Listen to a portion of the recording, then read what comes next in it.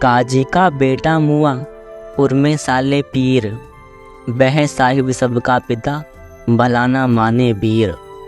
अर्थात काजी साहिब का बेटा मर गया तो उनके दिल में बड़ी पीड़ा होने लगी, परंतु वह अल्लाह तो यानी तुम्हारे ही मतानुसार ही सबका पिता है, फिर उसके किसी पुत्र को मानने से वह कैसे अच्छा मानेगा। कबीर आगे फरमाते हैं, मुर्गी मुल्ला सो कहे जब है कर्द हो माही, साहिब लेखा मांगी संकट पढ़े तो ही। अर्थात मौलवी साहिब से मुर्गी मानो कहती है, आज तुम हमें तो मार रहे हो, परंतु कयामत के दिन जब खुदा तुमसे हिसाब मांगेगा तब तुम्हारे ऊपर संकट छा जाएगा। करता था तो क्यों किया, अब कर क्यों पछताए, बोया पेड़ बबूल का आम कहाँ से खाए। अर्थात संत कबीरदास जी समझाते हैं, कार्य को विचार कर करना चाहिए। जिस प्रकार बबूल का पेड़ बोकर आम खाने की इच्छा की जाए वह निष्फल रहेगी, बगैर विचार कार्य करके फिर पश्चाताप नहीं करना चाहिए। कबीर एक उदाहरण देते हुए हमें समझाते हैं, नदी बहती रहती है, बहता रहना इसका स्वभाव है, लेकिन अगर तुम एक चट्टान पर बैठ जाओ और नदी के पानी में अपने पैर डालकर हिलाओ डुलाओ तो यह तुम सिर्फ अपने मज़े के लिए कर रहे हो। लेकिन यह महसूस करना और फिर दावे से कहना कि चूंकि तुम पैर चला रहे हो इसलिए सारी नदी में बहाव है, यह तुम्हारा अहंकार है। मौत के बारे में भी हमारा यही रवैया है, हमें हमेशा फिक्र लगी रहती है, मेरे बिना क्या होगा, मेरा बिना मेरा परिवार कैसे जिएगा, मेरा घर, मेरा कुत्ता, मेरी कार, मेरा दफ्तर, इनका क्या होगा। मैं मेरी करते करते हमारा अहंकार लगातार बढ़ता जाता है।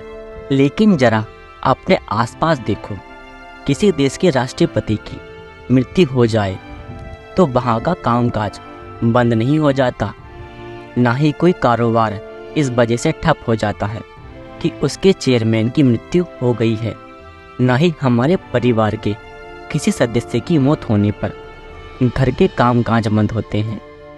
जिंदगी चलती रहती है, हम सिर्फ थोड़े वक्त के लिए शौक मनाते हैं। जिंदगी कभी भी किसी भी कारण से नहीं रुकती, यह समुद्र की लहरों की तरह है जिसमें बहाव जारी रहता है, लहरें कभी नहीं रुकती। जिंदगी भी लहरों की तरह है, हमेशा चलती रहती है। समुद्र में कभी ज्वार आता है कभी भाटा, लेकिन बहाव जारी रहता है। इसी तरह जिंदगी में कभी उतार आता है कभी चढ़ाव, इस उतार चढ़ाव के बावजूद जिंदगी चलती रहती है। इसी तरह हम भी हमेशा बदलते रहते हैं। हम नन्हे शिशु से बालक हो जाते हैं, फिर जवान होते हैं और अधेड़ होकर बुजुर्ग हो जाते हैं। हर पल हमें बदलाव आ रहा है, हमारे शरीर के सेल्स नष्ट होते जाते हैं या फिर दोबारा बनते जाते हैं। हमारे चेहरे के हाव भाव हमारी मन की अवस्था के मुताबिक बदलते रहते हैं। हमारी नज़र कमज़ोर हो जाती है, हमें कम सुनाई देने लगता है, हमारे दांत खराब होने लगते हैं। ये सभी खतरे की घंटियाँ हैं जो हमें चेतावनी दे रही हैं कि वक्त गुजरता जा रहा है और इस दुनिया में हमारा वक्त भी जल्दी ही ख़त्म होने वाला है।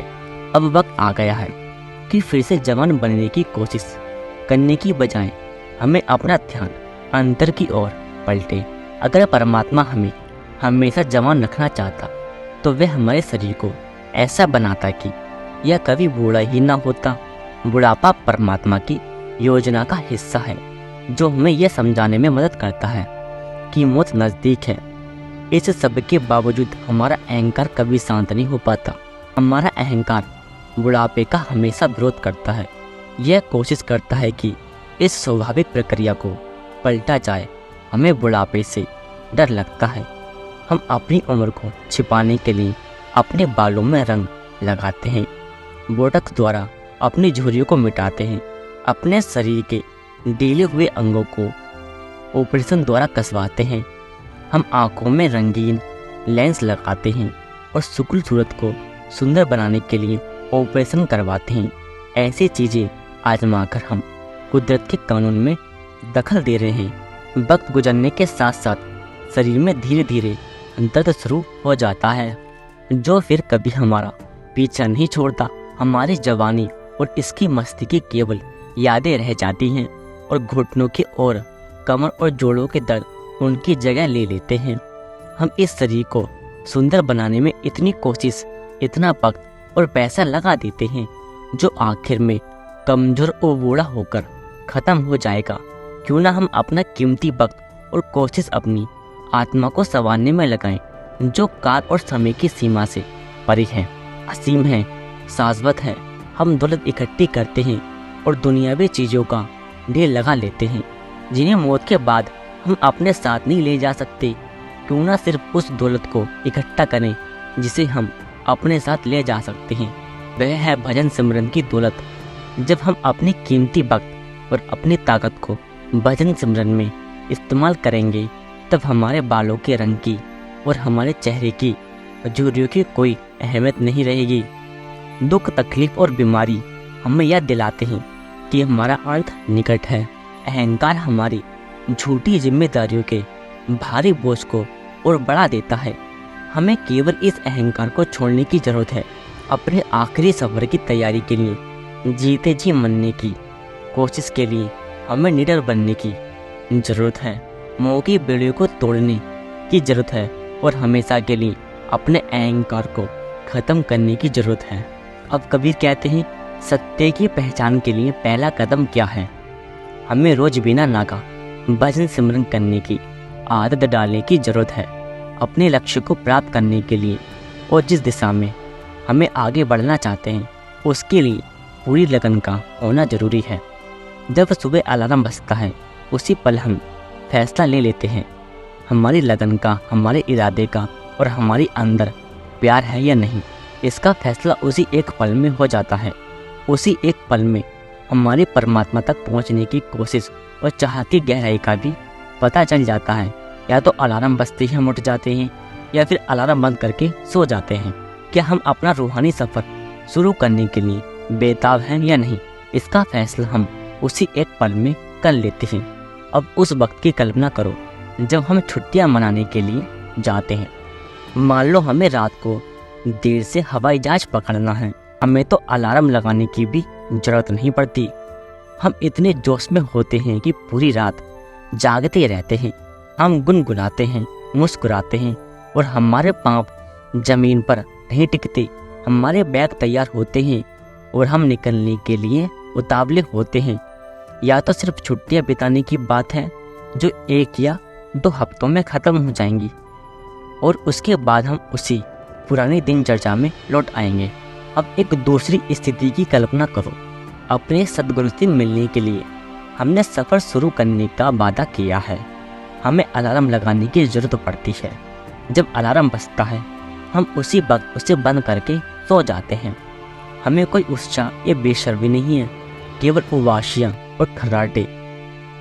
किसी दिन हम आलस से भरे जैसे तैसे बिस्तर से थोड़ा सा बाहर निकल तो आते हैं, लेकिन बैठे बैठे धीरे से सरक कर फिर लेट जाते हैं। हमारी नींद में कोई खलाल नहीं पड़ता। सतगुरु ने हमारा इंतज़ार किया, पर हमने अपना वादा पूरा नहीं किया। हमारा सफ़र शुरू ही नहीं हुआ, हम वहाँ पहुँचे ही नहीं, हमें मौका गवा दिया। श्री रामकृष्ण परमहंस अक्सर यह कहानी सुनाया करते थे। किसी शिष्य ने गुरु से पूछा, हम सत्य को कैसे प्राप्त कर सकते हैं? गुरु शिष्य को एक छोटे से तालाब के पास ले गए। वहाँ गुरु ने शिष्य के सिर को तब तक पानी में डुबाए रखा जब तक वह बाहर निकलने के लिए छटपटाने नहीं लगा। शिष्य ने हाथते हुए पूछा, आपने ऐसा क्यों किया? गुरु ने जवाब दिया, सत्य का साक्षात्कार इसी तरह किया जा सकता है, जब तड़प और कोशिश की हद इतनी बढ़ जाए जितनी कि दम घुटने पर एक सांस के लिए होती है, तब तुम्हें सत्य की प्राप्ति हो जाएगी। आओ हम भी अपना सब्र ऐसी तड़प और कोशिश के साथ शुरू करें मानो हम सांस लेने के लिए तड़प रहे हों। आओ हम सुबह उठने से शुरुआत करें।